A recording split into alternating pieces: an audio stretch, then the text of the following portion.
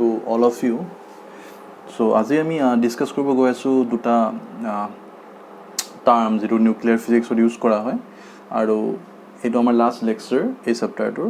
so that is called nuclear fission and nuclear fusion okay so দুইটাৰ মাজত কিবা confusion লাগে যে নিউক্লিয়াৰ ফিশন মানে কি ফিউজন মানে কি ঠিক আছে তো বেসিক্যালি তোমাৰ নিউক্লিয়াৰ ফিশন মানে কি হয় এটা যদি হেভি নিউক্লিয়াস থাকে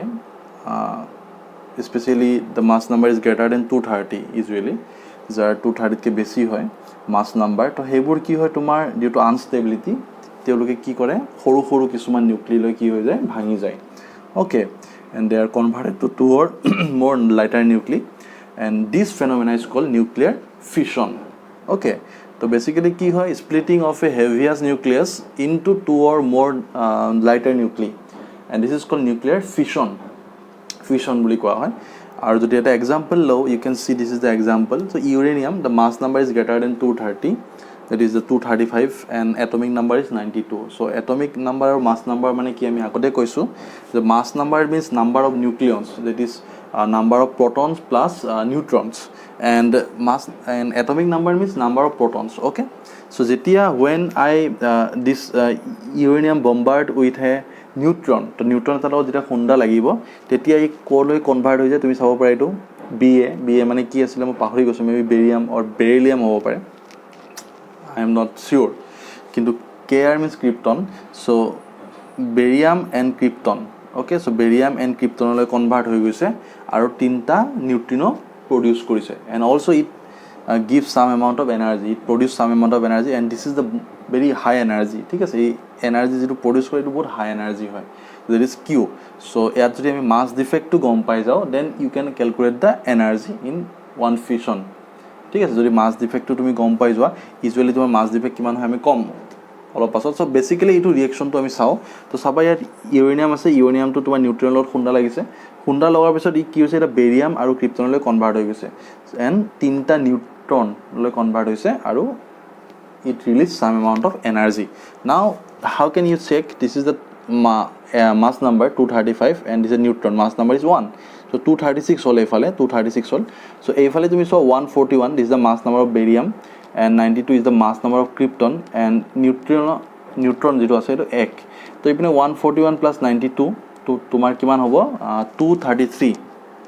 okay 233 and নিউট্ৰনৰ কিমান 1 কিন্তু তিনটা আছে তো 3 into 1 3 হল তো 233 plus 3 that will give you 236 and in the left side also you can see there is 236 235 plus 1 ইয়াতো 236 আছে মাস নাম্বার এফালে 236 আছে ঠিক আছে তো এটো বস্তু জানাই আমি শিকিছিল আলফা ডিগেট সো এফালে কিমান আছে 141 plus 92 আর প্লাস এটো 1 হয় বাট তিনটা আছে সো into 3 আহিব 3 টা মানে তো কিমান হ'ব এটো 236 okay so similarly in the left side also 235 plus 1 236 কারণ এটাই আছে so atomic number to সদায় same থাকিব লাগিব sorry mass number to সদায় same থাকিব লাগিব in the left side and right side and also the atomic number so you can see this is the atomic number of uranium there is 92 atomic number of neutron 0 so 92 plus 0 is 92 now atomic number of barium is 56 krypton is 36 so that will give you 92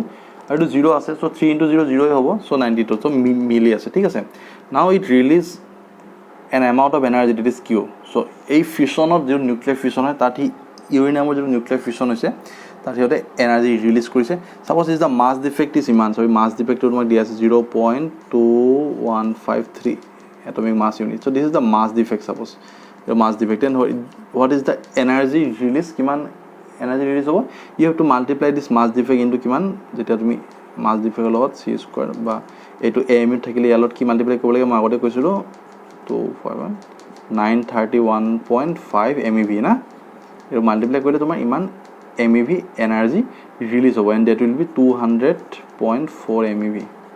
you can see here so in one fission this amount of energy is released okay this is 200.4 MeV okay so that's all about the nuclear fission tone heavy nucleus to tomar lighter nucleus loi মানে ভাঙি যায় আৰু তাত ইমান energy release হয় for uranium fission ঠিক আছে now let's move to the nuclear fusion the fusion তোমার কি হয় fusing two or more lighter nuclei to form a heavier nuclei তার মানে সৰু সৰু নিউক্লিয়াই লগ লাগি তোমাৰ heavier nuclei ফৰ্ম কৰে ঠিক আছে যেটো ইনসাইড দা সানত যেটো তোমাৰ সাইকেল চলি থাকে যেটো pp সাইকেল বুলি কোৱা হয় proton cycle তো এইটো ইনসাইড দ্য সানৰ যেটো হয় নিউক্লিয়াৰ ফিউজন হয় সৰু সৰু নিউক্লিয়াৰবিলাক লগ লাগি কি হয় তোমাৰ ডাঙৰ ডাঙৰ হেভি নিউক্লি ফৰ্ম হয় আৰু তাৰ পৰা এনাৰ্জি কি হয় প্ৰডিউস কৰে তো দুইটাৰে তোমাৰ এনাৰ্জি কিন্তু ক্ৰিয়েট হয় তো that is called nuclear fusion okay so আমি এটা এক্সাম্পল লও এটা এক্সাম্পল তোমাৰ এটা আছে পিপি চেইন বুলি এটা আছে সেইবিলাক তুমি চাই লবা এটা আমি ইয়াত নপঢ়াও পিপি চেইন আছে এটা আছে সিএনও সাইকেল বুলি আছে যেটো কাৰ্বন নাইট্ৰজেন অক্সিজেন যেটো সাইকেল হয় সেইটো আছে তো এই বস্তু তুমি চাই লবা দেন নিউক্লিয়াৰ ৰিয়েক্টৰ বুলি কেইটামান টপিক আছে নিউক্লিয়াৰ ৰিয়েক্টৰ য'ত মানে নিউক্লিয়াৰ এনাৰ্জি ক্ৰিয়েট কৰা হয় এইটো চাবা নিউক্লিয়াৰ ৰিয়েক্টৰ তো এই বস্তু চাবা আৰু এই নিউক্লিয়াৰ ৰিয়েক্টৰৰ there are different parts of the nuclear reactor are present so এইবোৰ কিতাবত ধুনীয়াকৈ পাই যাবা ঠিক আছে তো এইখিনি বস্তু আমি নাচাওঁ আমি চাম যে নিউক্লিয়াৰ ফিউজন মানে কি তো নিউক্লিয়াৰ ফিউজন মানে মই ক'লো যেটো সৰু সৰু লাইটাৰ নিউক্লি কম্বাইন হৈ কি হয় তোমাৰ ডাঙৰ নিউক্লি ফৰ্ম হয় that is called nuclear fusion now let's get some examples so এক্সাম্পলটো কেনেকৈ দিওঁ তোমাৰ চাবা তুমি কেনেকৈ তোমাৰ ফৰ্ম হয় হা দুটা প্ৰটন লগ লাগি সো এইটো কি হয় সদায় এইটো হ'ল proton বুলি কোৱা হয় কাৰণ proton কি আৰু mass number 1 and atomic number 1 so this is called proton 11H বুলি লিখে और হাইড্ৰোজেন ঠিক আছে তো হাইড্ৰোজেন যেটো নিউক্লিয়াস সেইটো বুলি ক'ব পাৰি then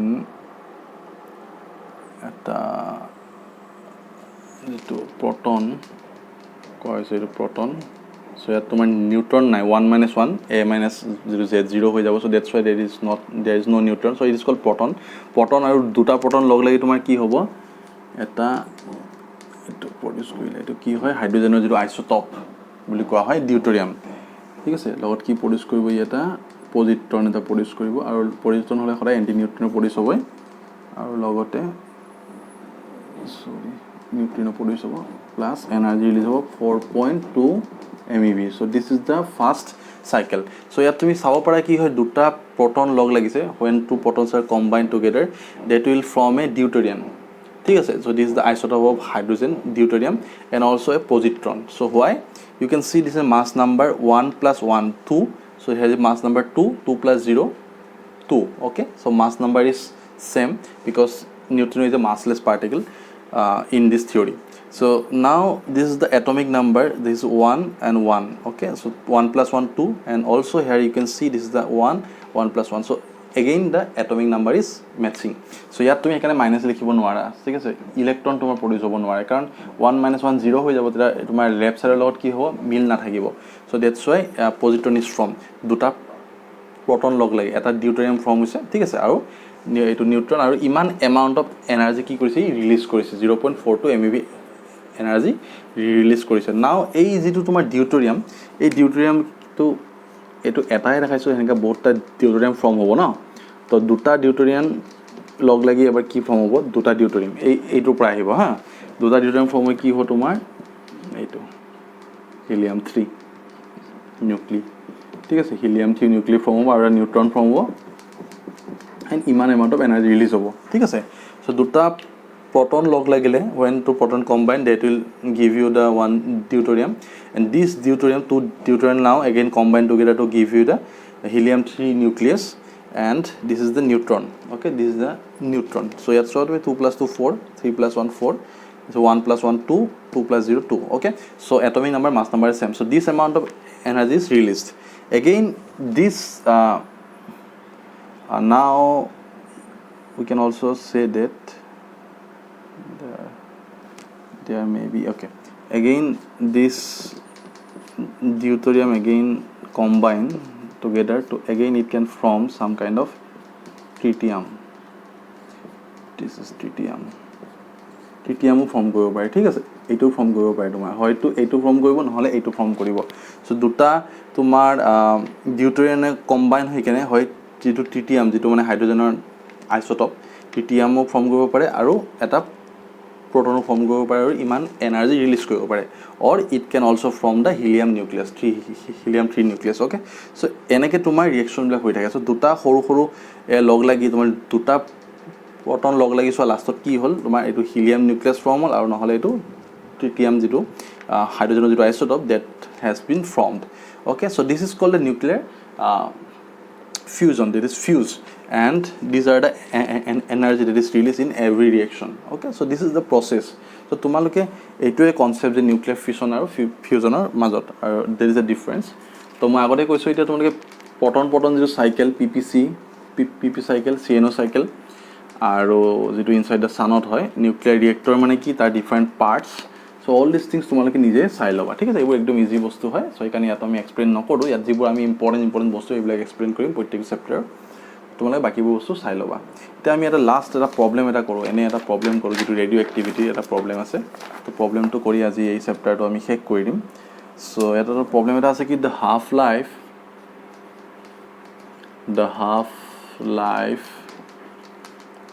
of uranium. Okay, uranium is count is the heavier nuclei against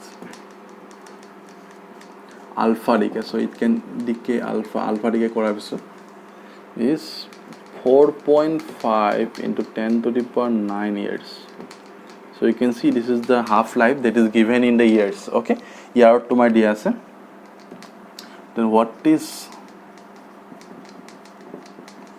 what is the activity okay I think you have remembered what is activity 1 gram sample of it's very important question NCERT question so এনেকুৱা ধৰণৰ question আহে তোমাৰ NCERT যেটো question আহে এইবিলাক চাব লাগিব তো বেসিক্যালি তোমাৰ এন্ট্ৰেন্সত আহে so half life of radioactive element that is uranium when it decay alpha rate that is 4.5 to 10 to 9 years okay it's the half life dia ase now what is the activity of 1 gram sample মানে 1 gram or কিমান হ'ব যদি তোমাৰ uranium 1 gram sample activity কিমান হ'ব এটো লাগে so activity মানে আমি কি পাইছিলো আমি প্ৰথমতে কৈছো activity মানে dN/dt আছিল মনত পৰিছে নে that is called activity the decay per second decay rate that is called activity actually the decay rate so the formula কিমান আছে যদি মডুলাস লৈ লও মডুলাস লৈ কি হয় তোমাৰ lambda n আহে কাৰণ নহলে মাইনাস আছিল but if you take the modulus then lambda n so this is the lambda is a decay constant and it is a number of atoms that is present in 1 gram sample hobo and 1 gram low level কাৰণ 1 gram ধৰিব দিছে so it is very easy problem so প্ৰথমতে t half দিয়া আছে তোমাৰ so t half is given in year 4.5 into 10 to the power 9 year so you have to convert it to the second লৈ year over second কেনে convert কৰি you know these things so you try yourself so that will give you 1.442 into 10 to the 7 second okay so this is the half life already you have calculated this is the half life now once you calculate the half life you can also calculate the value of lambda তুমি calculate কৰিব পাৰিবা that is 0.693 by t half okay just put the these values and you'll get the value of lambda so lambda to আমাৰ হৈ গল clear এটো আমি পাইম আৰু কিবা হৈ যাব এটো ভ্যালু বহাই দিম আমি lambda কিবা এটা পাম আৰু ঠিক আছে now the most important thing is n number of atoms কিমান আছে হেতু চাব লাগিব ইয়াত কৈছে কি what is the activity of 1 gram of sample 1 gram sample ত কিমানটা atom থাকে হেতু ক্যালকুলেট কৰিলে হল এটো তো আৰু ইজি হয় তোমাৰ 1 gram তো কিমান থাকিব তোমাৰ আমি কৰিছিলো আগতে এনেকুৱা প্ৰবলেম কৰিছো তথাপি মই এবাৰ তোমাক শিকাই দিছো তো 238 গ্ৰামত কিমান থাকে 238 গ্ৰাম অফ ইউৰেনিয়ামত কিমান থাকে কিমানটা এটমছ থাকে that is Avogadro's number না 6.023 into 10 to the power 23 atoms থাকিব ঠিক আছে 1 গ্ৰামত কিমান থাকিব এটো 10 to the power 3 by 238 okay so this is the n এই ভ্যালু তো n or ভ্যালু তো ঠিক আছে so this value is n so n মানে 1 গ্রাম স্যাম্পলৰ কাৰণে কৈছে যে 2 গ্রাম হলে 2 গ্রাম ললো আমি 2 মাল্টিপ্লাই হৈ গলে হয় 3 গ্রাম হলে 3 হলে তো 1 গ্রামত তো n কিমান হ'ব 1 গ্ৰামৰ কাৰণে কৈছে ন এখানে 1 গ্রাম উলাইছো তো n 0.623 into 10 to the power 23 by 238 okay so n to পাই গলা ইমানটা এটমস তো lambda তো তুমি পাই গলা এটো বহাই দিবা then just put this value lambda and n আমি এটো ভ্যালু লব লাগে না it is called activity r at dN/dt so lambda n so lambda value বহাই দিয়া lambda কি 0.693 divided by t half or value কিমান in secondত কিন্তু হা then there was 7 then this is the n what is the value of n 6.023 into 10 to the power 23 divided by 238 okay so finally you will get the answer like this 1.235 into 10 to the power 3 decay per second so decay per second মানে কি becquerel না 1 decay per second মানে becquerel যেটা আমি constant use কৰিছিলো so you can write here 1235 into 10 to the power 3 becquerel okay So this is the activity. So this kind of question may come in the in exam. So try to understand the concept. So প্ৰথমতে কিন্তু এই চেম্পলটোত তুমি কিমান atoms আছে সেইটো জানিব লাগিব। So এইটো বেলেগ একো নাই, সববিলাক চেম্পলৰ যিটো এটমিক যিটো তোমাৰ মাছ দিয়া থাকিব তোমাৰ যিটো সেই গ্ৰামত, সেইটো তোমাৰ ইমানটা এটমছ থাকিব। যদি হাইড্ৰজেন হয় তাত 2 গ্ৰাম হ'ব,